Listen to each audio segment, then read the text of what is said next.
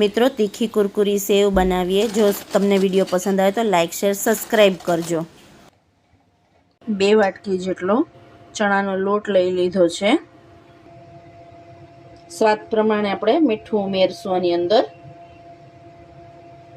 જેટલું જરૂર લાગે એટલું।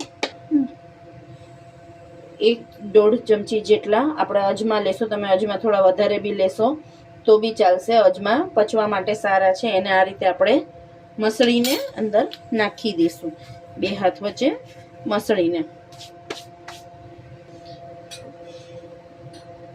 અહીંયા આપણે તીખા ગાંઠિયા જેવું કરીએ છીએ તો લાલ મરચું નાખશું। આ તીખું લાલ મરચું છે। હું થોડીક આમાં હિંગ બી નાખું છું। થોડી 1 ચપટી 2 ચપટી જેટલી હળદર બી હું નાખું છું કે જેનાથી કલર સારો આવે।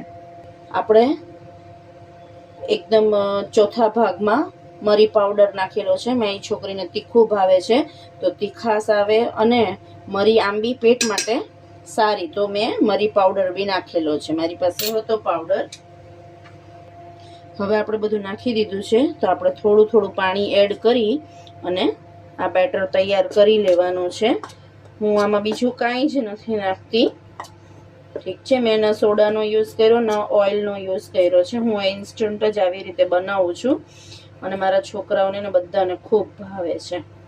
તો આમાં આપણે થોડું થોડું રિક્વાયરમેન્ટ જેવી હોય એ રીતે પાણી નાખવાનું છે અને આ રીતે ચમચી વડે હલાવતું જવાનું છે અને મિક્સ કરવાનું છે। તમે જોઈ શકો છો હજી આમાં થોડીક પાણીની જરૂરિયાત છે તો હું થોડુંક પાણી ઉમેરીશ અને આ રીતે મિક્સ કરતું જવાનું। જો મિત્રો તમે જોઈ શકો છો કે આપણો લોટ તૈયાર થઈ ગયો છે। હું આ રીતે જ લોટ બનાવું છું। હવે આપણો તૈયાર છે। હવે મિત્રો જો આ રીતની કન્સિસ્ટન્સીનો લોટ બની જવો જોઈએ આપણો, બરોબર। અને સેજ તમે ચમચી વડે ટેસ્ટ કરી લેવાનું મીઠું મરચું બધું બરાબર છે કે નહીં। આ રીતનો આપણો લોટ તૈયાર થઈ જાય એટલે એક વખત જરા થોડોક એક લઈ અને ટેસ્ટ કરી જોવાનું કે મીઠું મરચું બધું બરાબર છે કે નહીં। હવે આપણે તેલ લઈ લેશું। હવે આ રીતનો આપણે સંચો લઈ લેવાનો છે, એને તેલથી ગ્રીસ કરી દેવાનો છે, બરોબર। તો આ તેલ લીધું આપણે અને આ થોડું થોડું આની અંદર ગ્રીસ કરી દેવાનું છે જેથી લોટ ચોટે નહીં।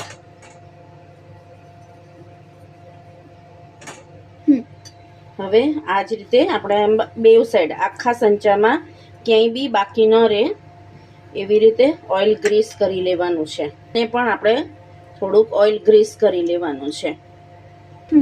હવે આ રીતે એક નીચે પ્લેટ રાખીને આમ રાખી દેવાનું છે કે તમે નીચે જ્યારે આની અંદર લોટ ભરો તો લોટ થોડો ઢીલો હોય તો નીચે ખરાબ ન થાય પ્લેટફોર્મ।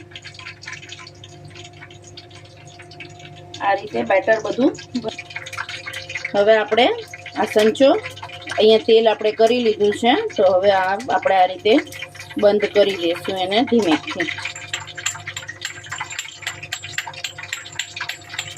મારે પહેલાંનું તેલ છે તો થોડુંક પાણીનો ભાગ રહી ગયો હશે તો એના લીધે તડતડ તડતડ અવાજ આવી રહ્યો છે। અને ફિટ કરી લેવાનું।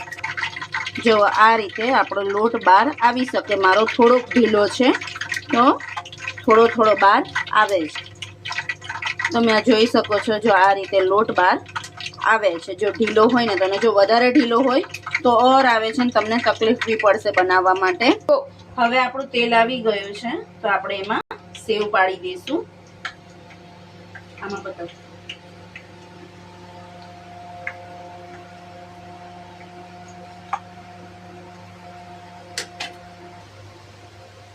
હવે આ થઈ ગયું છે તો આને આપણે પલટાવી લેશું। આપણા ગાંઠિયા થઈ ગયા છે। તેલ બળબડ જે હોય એ ઓછું થઈ જાય એટલે સમજવાનું કે આપણા ગાંઠિયા થઈ ગયા છે। અરે મસાલા સેવ મારી થયું હતું પણ કાલે હું ફ્રી નથી તો હું નથી બનાવી શકી તો મેં એના માટે આજે કર્યું છે। જો ફ્રેન્ડ્સ તમને મારો વિડીયો પસંદ આવ્યો હોય, તમને હેલ્પફુલ થઈ શકે એવો હોય તો તમે મારી ચેનલને લાઇક શેર સબસ્ક્રાઈબ કરવાનું ભૂલતા નહીં। Thank you. एक संचे में पूरे 6 हुए थे। मेरे दोनों बच्चों ने स्टार्ट कर दिया है खाना, तो ख़त्म हो गया। अभी ये 4 बचे हैं सिर्फ।